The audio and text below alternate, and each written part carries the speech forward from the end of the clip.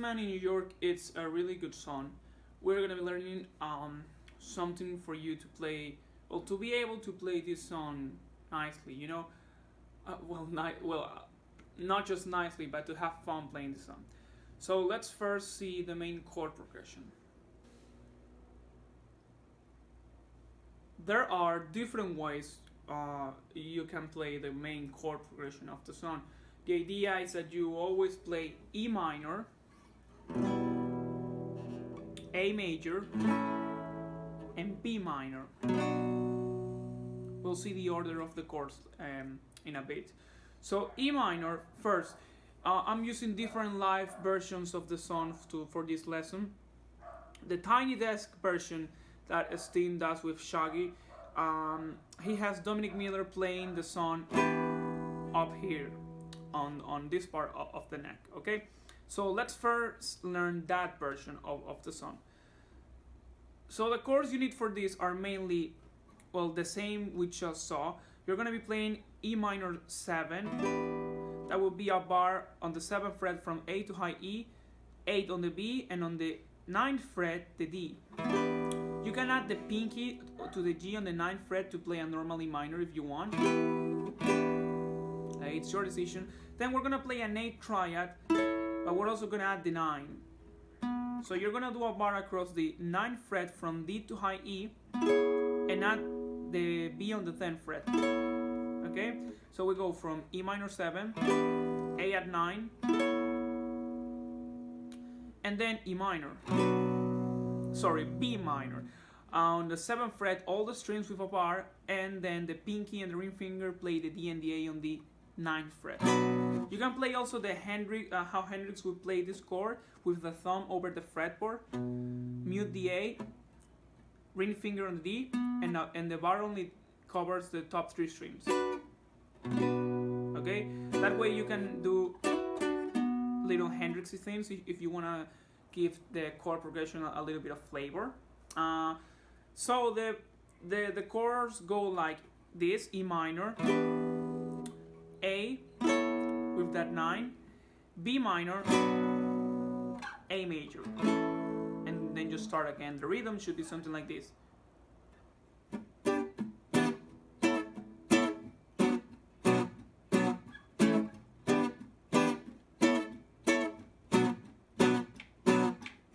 Okay, so you can play muted sounds, and then the E minor one time, E minor 7 one time, and then repeat that.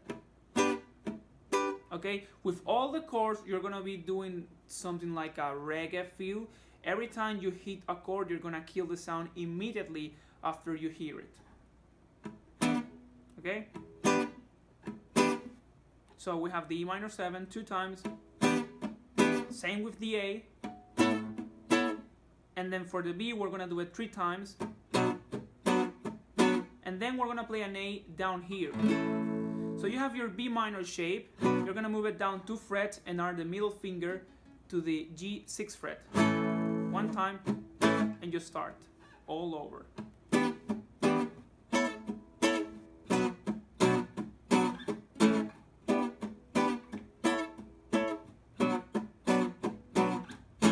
Okay, that's one way to play the song.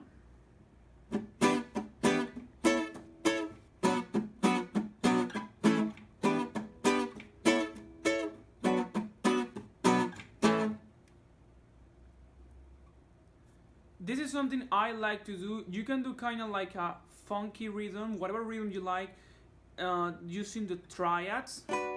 Okay, for the chords we just saw, the E minor would be on the 9th fret the G, on the 8th fret the B, and on the 7th fret the high E. The A major would be everything of the normal chord but the D. Okay? So on the 9th fret the G and the high E, and on the 10th fret the B. And for the B minor, only the top part of the chord, the top 3 strings on the 7th fret. Sorry.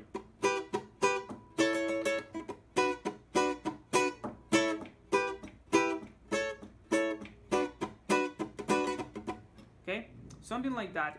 You can use whatever pattern or groove you want. It's just different ideas you can use.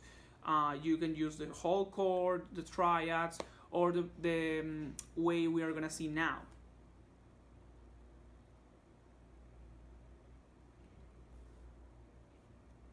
An easier way to play this is by doing all open positions, and Steen does this on a live version of the song. I think it's 2 minutes long, maybe on Italy. It's also on YouTube. So the E minor is gonna be classic E minor, both E strings open, open B and open G, and on the second fret the A and the D. Okay, but you actually don't need the D and the A. You can play all of these with open strings. The idea is for you to play with each chord the bass note and then 3 strings, mainly the B, the G, and the D.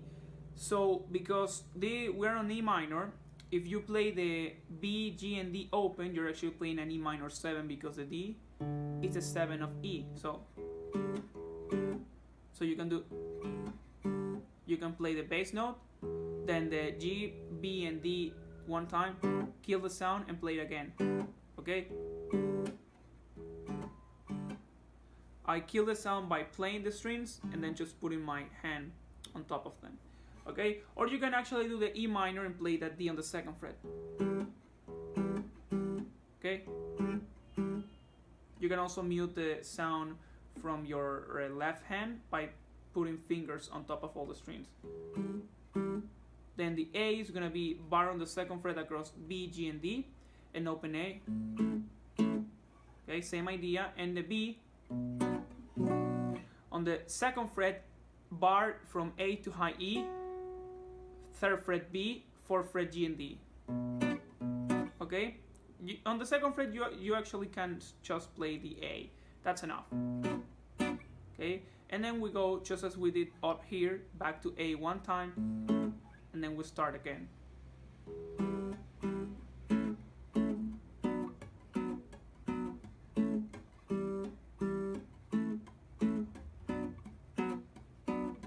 You can play only B, G, and D for each chord, or play first the bass note and then the strings.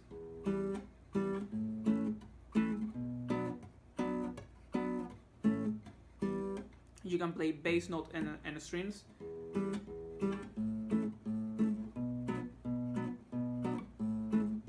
That would be, for example, for the E minor, you play the low E, then B, G, and D, low E again, B, G, and D.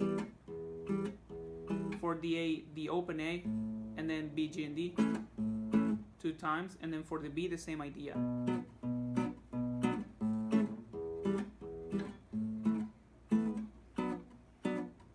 Whatever ideas you have, you can use, okay? Because it's the same chords, but different ways to play it, to play the song. So if you're playing this whole song by yourself and you want to actually make it feel, I don't know, different throughout the entire song, you don't want it to be the same thing over and over again. You can first play the open position, then you go up here,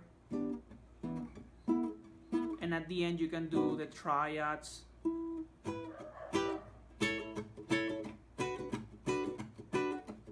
Okay, and another A major triad is 5th fret B and high E, and 6th fret on the G.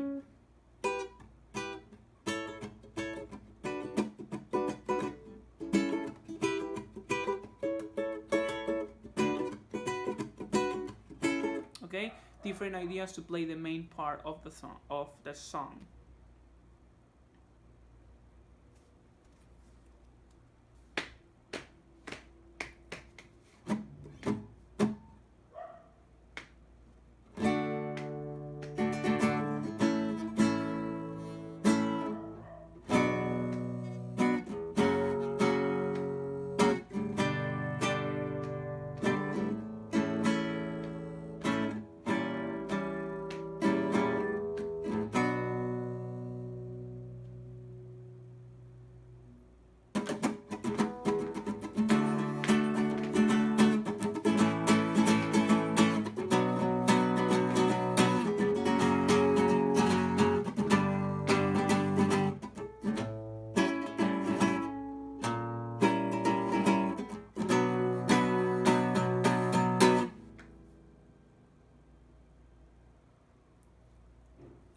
So the bridge, there are two ways to play the bridge. You can either do the open way, the open position chords, or the bar chords.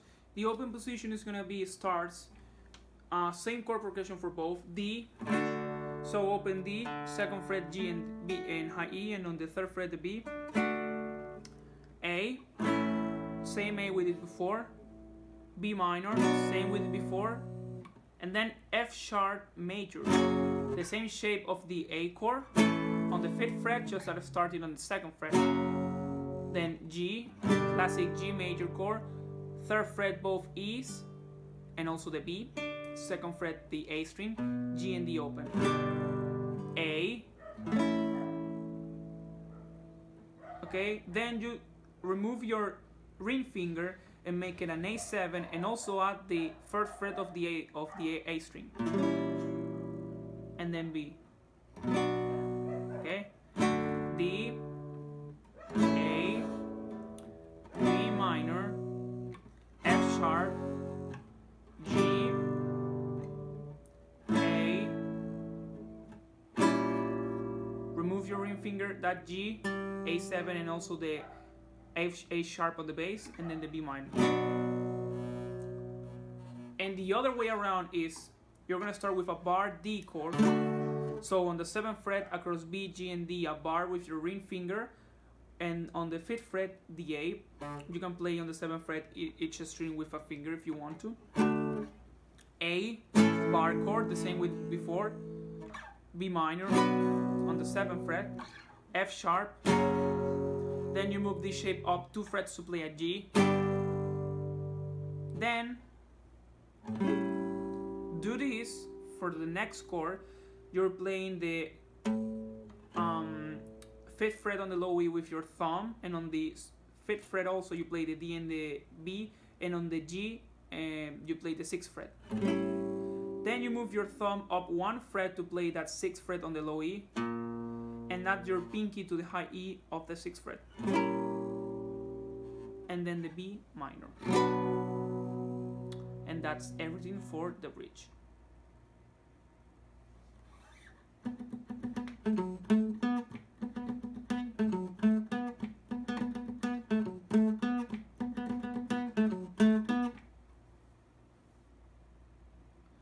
There's a little riff that happens on the live version in parties, I think, of this song.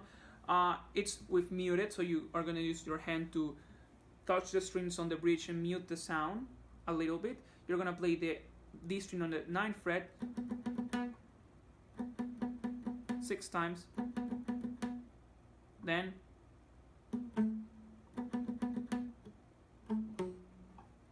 seven on the D, 9 on the A, back to 7 on the D, 9 on the D.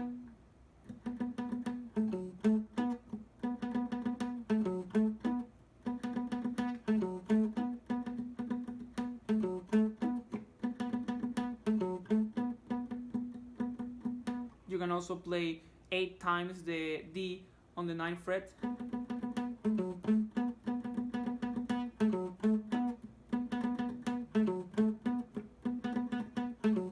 Okay, a little riff you can play throughout almost all the song, and that helps a lot. Well, not helps, it's cool to play it.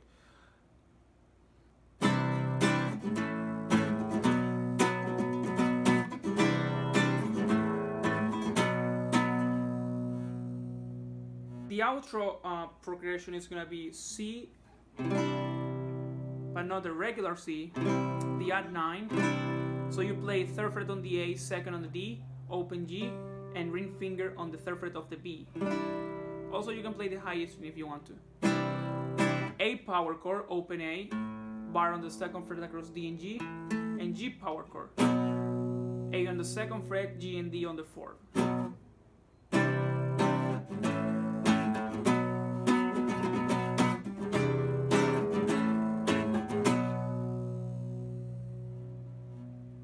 My friends, that is going to be everything for how to play Englishman in New York by Sting. I really hope you have fun playing this song once you learn it, and it's cool for you to play and jam around and things like that.